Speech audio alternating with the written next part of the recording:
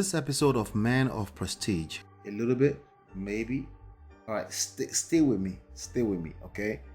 But I'm trying to land a plane here, okay? I want us to have the conversation. I want us to hold ourselves accountable. Let's hold the guy in the mirror accountable, right?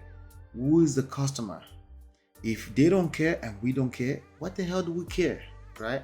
Oh, we care. We're trying to buy something or trade something between each other, the male and the female gender. So we don't really have much choice, do we, right? No matter how much we complain and bitch about it, right? So maybe it's high time we start paying attention to the real meaning of the words that we use. The high value man, who is valuing the man? Who is the customer? Or the ladies? Okay, that takes me now to the fourth point. Okay, the fourth point is, what does the customer value? What is it? All right, what's going on? Welcome back, Man of Prestige. We will figure this out, gentlemen. Okay.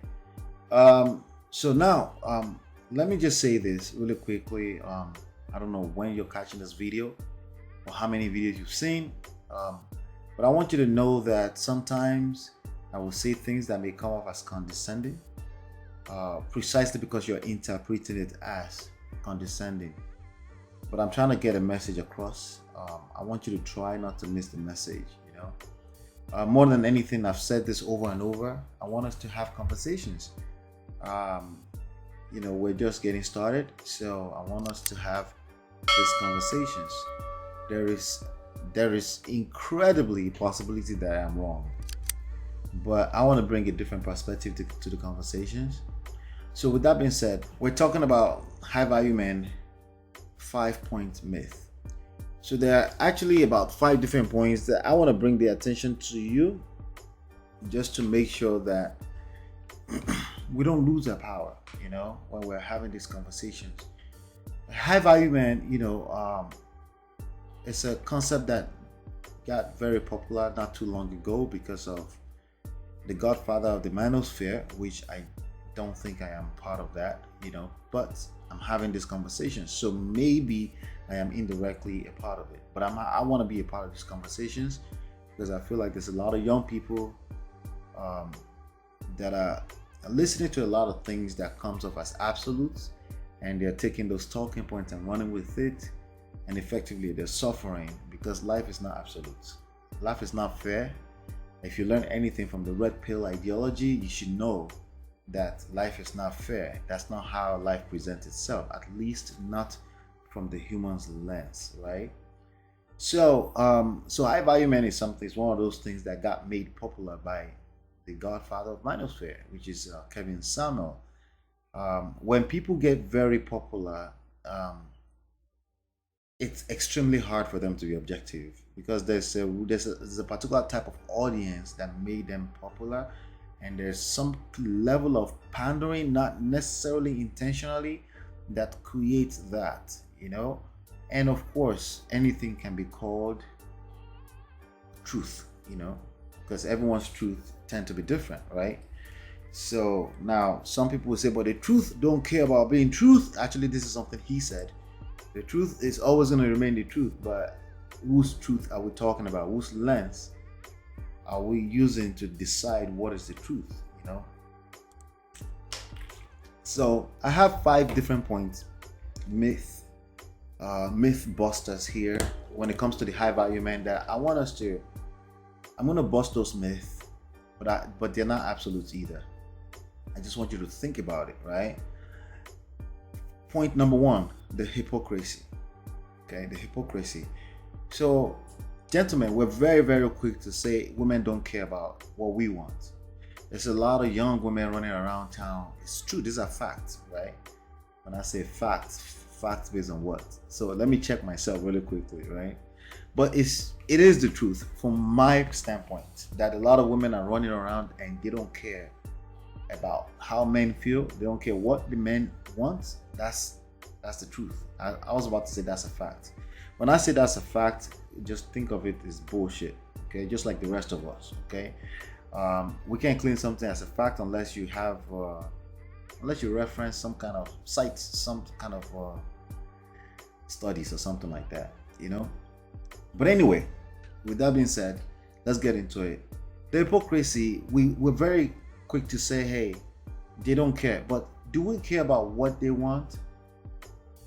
Is it even possible to even care about what they want? Now, what you think they want is different. What they actually want is different. What they think they want is different. What they actually want is different. And over there, somewhere in between there, I'm almost suggesting that you should read minds. But that's precisely what is probably necessary if you're trying to build a long-term romantic relationship with a woman in this time and age. And if that's something you want, why wouldn't that be your responsibility to figure out what they want? Now, if you say they don't care too, but does two wrongs make it right? You being the leader in this equation, do you think that's actually going to work out for you? Probably not. Point number 2, what is value? When you say value, when you say high value man, what do we mean by value, right? What is value, right? Value is perception of worth in the eyes of the customer, the other side, not you. You don't get to call yourself a high value man. Doesn't matter. Like, I don't even care about the separation between high earning man or high value man. I don't care about any of those semantic bullshit. I'm telling you, let's get stuck on value for a second. Who is determining the value? All right, so that takes me to point number 3. Who is the customer? Who is the person that you're trying to sell? Yeah, like, who is the customer? Now, I know I sound a little condescending there, right? A little bit, maybe. All right, stay with me, okay? But I'm trying to land a plane here, okay? I want us to have the conversation. I want us to hold ourselves accountable. Let's hold the guy in the mirror accountable, right? Who is the customer? If they don't care and we don't care, what the hell do we care, right? Oh, we care. We're trying to buy something or trade something between each other, the male and the female gender.